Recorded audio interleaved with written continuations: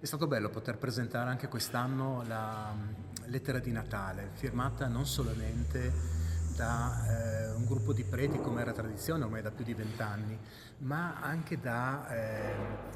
alcuni laici, gruppi di laici che si sono associati al nostro sentire. Ed è stato molto bello, secondo me, anche poter trovare il tempo per condividere un po' quelle che possono essere le sensibilità diverse, ma anche le problematiche che affrontiamo sul campo, perché quello che ci accomuna è proprio questo senso profondo di umanità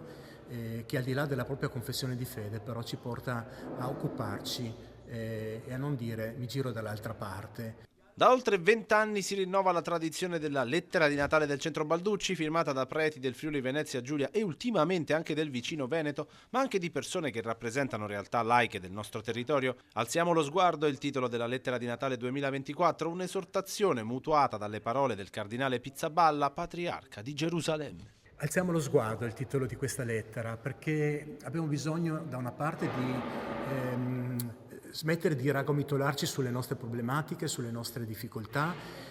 solo sul nero che vediamo, sulla cronaca nera che continuamente ci invade con le guerre, la violenza, anche nei confronti delle donne, ma riuscire un attimino ad avere uno sguardo positivo. E cosa significa alzare lo sguardo allora? Alzare lo sguardo significherà probabilmente assumersi il compito di fare la propria parte,